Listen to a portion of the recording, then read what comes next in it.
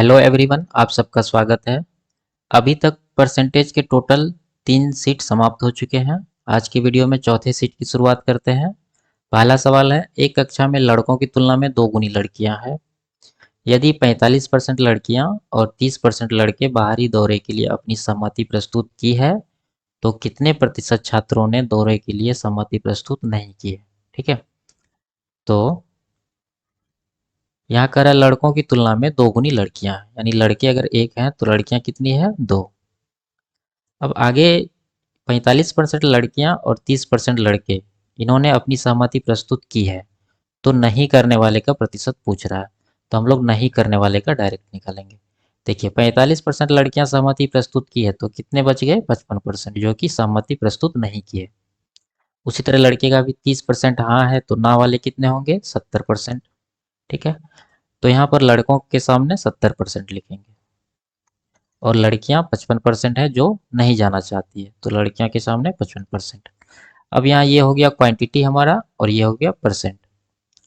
तो इसको दो तरीके से कर सकते हैं। पहला तरीका तो ये क्वांटिटी और परसेंट को गुना करके, तो पहले लड़के के सामने कितना हो जाएगा, 70 × 1 70%। इधर लड़कियां के सामने 55 × 2 110%। इसको टोटल क्वांटिटी से डिवाइड करेंगे। टोटल क्वांटिटी हमारे पास कितना हो जाएगा, 2 और 1 3, 3 से इसको डिवाइड करेंगे तो ये 180/3, यानी ये आ जाएगा 60% आंसर। ठीक है, ये तो हो गया एक तरीका। दूसरा तरीका क्या हो सकता है, इसमें हम लोग डेविएशन लगाएंगे। जैसे ये बॉयज़ और ये गर्ल्स 1:2 के रेशियो में है, ये 70% है और ये 55% है। तो हम लोग क्या करेंगे, जो छोटा परसेंट है उसको मान लेंगे कि उतना परसेंट आंसर होगा। ठीक है, अब आगे देखेंगे।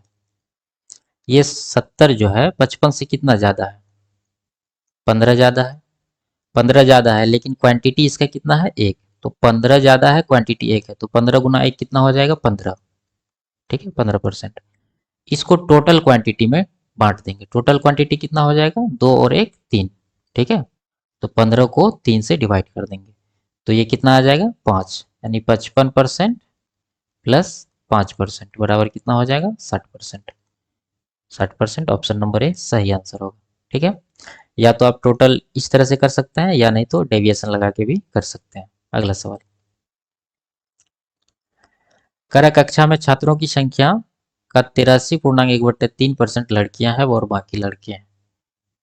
यानी ये बॉयज ये गर्ल्स, इसका 83.1/3 का फ्रैक्शन हो जाता है 5/6। ठीक है, तो इतना लड़कियां हैं। टोटल टोटल छात्र अगर 6 हैं तो उनमें 5 लड़कियां हैं, तो बाकी लड़के कितने बच गए, 1। यदि लड़कों का 60% और लड़कियों का 80% उपस्थित है, तो कक्षा में छात्रों की कुल संख्या का कितना प्रतिशत अनुपस्थित है। तो हम लोग अनुपस्थित वाले पे फोकस करेंगे।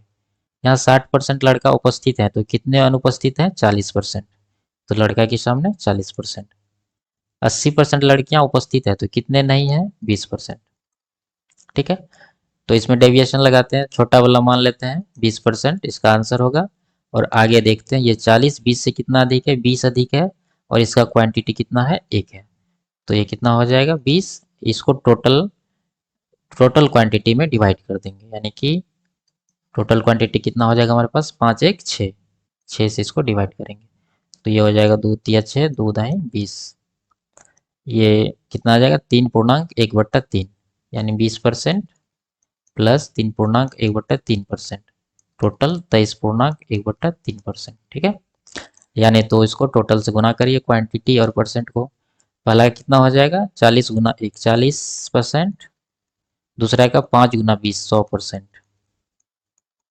टोटल क्वांटिटी कितना है, 1 और 5 6, 140/6%। तो इसको डिवाइड करते हैं, 2 तिया 2 से 70, 70/3, 70/3 भी उतना ही है, 23.1/3%।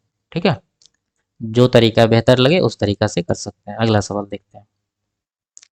समान क्षमता की 2 बोतलें क्रमशः संतरे के रस से 35% और 33.1/3% भरी हुई है। उन्हें पूरी तरह से सेब के रस से भर दिया जाता है और फिर बोतलों की सामग्री को दूसरे बर्तन में खाली कर दिया जाता है। मिश्रण में सेब के रस का प्रतिशत क्या है। तो यहाँ पर सेब के रस का प्रतिशत पूछ रहा है, तो संतरे को नहीं देखना है, सिर्फ सेब को देखना है। दो बोतल है, यहाँ पर क्षमता समान है ना, क्वांटिटी समान है। मान लीजिए बोतल ए है, बोतल बी है, दोनों में एक एक क्वांटिटी में रस है। अब देखिए यहाँ पर एक बोतल में 35% संतरे का रस है, तो इसमें अगर सेब के रस से भरेंगे तो कितना परसेंट सेब जाएगा, 65%। ठीक है, कोई बोतल 100% जाएगा, किसी में उसमें 35% पहले से संतरा भरा हुआ है, तो बाकी बचा हुआ 65% में ही सेब का जूस जाएगा, तो 65% सेब में चला गया। आग दूसरा बोतल में कह रहा है 33.1/3 संतरे से भरा है, तो सेब उसमें कितना जा सकता है, 100% में 33.1/3 को माइनस करेंगे तो ये हो जाएगा 66.2/3%। ठीक है, अब यहाँ पर टोटल निकालना है, तो टोटल क्या है, यहाँ भी एक ही है, यहाँ भी एक ही है, क्वांटिटी दोनों जगह समान है, तो ओवरऑल परसेंटेज क्या हो जाएगा, दोनों का एवरेज 65 और 66.2/3 का एवरेज। तो एवरेज निकाल देंगे, या नहीं तो इसको डेविएशन से कर लेते हैं। मान लेते हैं 65% होगा, यहाँ पर 65 से कितना ज़्यादा है, 1.2/3% ज़्यादा है। इसको टोटल क्वांटिटी कितना हो जाएगा, 1 1 2 से डिवाइड कर देंगे, तो ये 65% प्लस 3 1 3 2 5, 5 नीचे 3 2 गुना होगा तो कितना होगा, 6, 5/6%, यानी इसको 65.5/6% लिखेंगे। ऑप्शन नंबर डी इसका सही आंसर होगा। अगला सवाल, एक परीक्षा में उपस्थित होने वाले सभी छात्रों में से 45% लड़के हैं, शेष लड़कियां। देखिए 45% का फ्रैक्शन हो जाता है 9/20, तो इसमें यानी अगर टोटल छात्र 20 हैं तो उसमें लड़के कितने होंगे, 9, तो बाकी कितने बच गए, 20 में 9 लड़के हो गए तो 11 लड़कियां होगी। ये दोनों का रेशियो आ गया। आगे कह रहा है यदि 60% लड़के और 70% लड़कियां उत्तीर्ण होती है तो अनुत्तीर्ण होने वाले, तो हम लोग अनुत्तीर्ण होने वाले को देखेंगे। यहाँ 60% लड़के पास हुए हैं, फेल कितने हुए होंगे, 40%। उसी तरह 70% लड़कियां उत्तीर्ण हुई है तो फेल कितने हुए होंगे, 30%। अब यहाँ पर ओवरऑल परसेंटेज पूछ रहा है जो फेल हुआ है, तो मान लेते हैं यहाँ पर छोटा वाला 30% फेल हुआ। अब दूसरा यानी इधर कितना है परसेंट है, 40, कितना ज़्यादा है, 10, 10 ज़्यादा है, 10%। ठीक है, लेकिन इसका क्वांटिटी कितना है, 9। ये तो 30 से 40 10 ज़्यादा है, लेकिन इसका क्वांटिटी कितना है, 9, तो 9 से गुना भी करना है। उसके बाद इस जो ये जो ज़्यादा निकला है एक्सेस, इसको टोटल क्वांटिटी से डिवाइड करेंगे। टोटल क्वांटिटी कितना होगा, 9 11 20, 20 से इसको डिवाइड करेंगे। अब यहाँ पर जो कटने वाला है कटाएंगे, 10 दूना 20, 2 से इसको कटाएंगे तो 4.5, यानी 30 और 4.5 34, 34.5%। ऑप्शन नंबर डी सही आंसर होगा। यानी तो इसको परसेंट और टोटल क्वांटिटी से गुना करके टोटल क्वांटिटी से डिवाइड करेंगे तो भी आंसर आ जाएगा। अगला सवाल देखते हैं। करुणा और अदिति ने एक परीक्षा में क्रमशः 434 336 अंक प्राप्त किए। यदि करुणा ने 62% अंक प्राप्त किए तो अदिति द्वारा प्राप्त अंकों का प्रतिशत क्या है। देखिए अब 4 5 तो सवाल है एग्जाम वाले, ठीक है, जिसमें कुछ नंबर से पास हो जाते हैं, कुछ नंबर से फेल हो जाते हैं, पूर्णांक निकालना होता है या पासिंग मार्क्स निकालना होता है, ये सब। तो ये पहला सवाल है उस टाइप का। यहाँ करुणा और अदिति दो विद्यार्थियां हैं, जिसमें 434 करुणा को मिला है और 336 अदिति को। करुणा 62% अंक प्राप्त करता है। पहले इसके अंकों का रेशियो निकाल लीजिए, ठीक है, तो ये कटाएंगे इसको, 14 से डिवाइड करते हैं, 14 तिया 42, 14 1 14, ये 14 दूना 28, 14 चौके 56, 31:24 आया। अब ये नहीं कटने वाला है, तो करुणा 62% अंक प्राप्त किया है, तो करुणा का यहाँ रेशियो में कितना है अंक, 31, तो 31 यूनिट का वैल्यू है 62%, तो ये कितना गुना है, 2 गुना। तो अदिति का पूछ रहा है, तो अदिति कितना लाई है, 24, 24 यूनिट है, तो इसका भी 2 गुना करेंगे, 24 दूना 48% इसका हो जाएगा। Option number D. अगला सवाल देखते हैं। अरे एक परीक्षा में शिल्पा ने 72.5% अंक प्राप्त किए। 78% अंक प्राप्त करने वाले उसकी सहेली ने उससे 88 अंक अधिक प्राप्त किए हैं। ठीक है, देखिए शिल्पा 72.5, और उसकी सहेली 78। यहाँ कितना का अंतर है परसेंट में? 72/6 यानी 5.5%। 5.5% का अंतर है, लेकिन उसकी सहेली ने उससे 88 अंक ज़्यादा प्राप्त किया है। यहाँ अंक में कितना का अंतर है? 88। तो यही 5.5% का वैल्यू 88 के बराबर होगा। तो हमसे पूछ रहा है कि परीक्षा के लिए अधिकतम अंक ज्ञात कीजिए, यानी 100% निकालना है। तो यहाँ से 1% का वैल्यू निकालेंगे, तो 88 को 5.5 से डिवाइड करेंगे, और 100% का निकालना है तो 100 से यहाँ पर गुना भी कर देते हैं। तो ये कितना हो जाएगा? दशमलव हटा के जीरो लगे, 11×5 = 55, 11×8 = 88, 5 से 200 बार, 8×2 = 1600। ठीक है, 1600 इसका सही आंसर होगा, ऑप्शन नंबर डी। ये 1% का निकाले थे, फिर ये इसी में से 100% निकल गया। ठीक है, गुना कर दिया यहीं पर 100 से डायरेक्ट। अगला सवाल देखते हैं। कुल अंकों का 48% एक परीक्षा उत्तीर्ण करने के लिए और 80% प्रथम श्रेणी में प्राप्त करने के लिए आवश्यक है। एक छात्र ने 817 अंक प्राप्त किए हैं और 47 अंक से अनुत्तीर्ण हो गए। देखिए, एक छात्र 817 अंक प्राप्त किया है अभी, लेकिन वो 17 नंबर से फेल भी है। तो टोटल अंक कितना चाहिए पास होने के लिए? इन दोनों के योग के बराबर, यानी 817 47 कितना हो जाएगा? 864।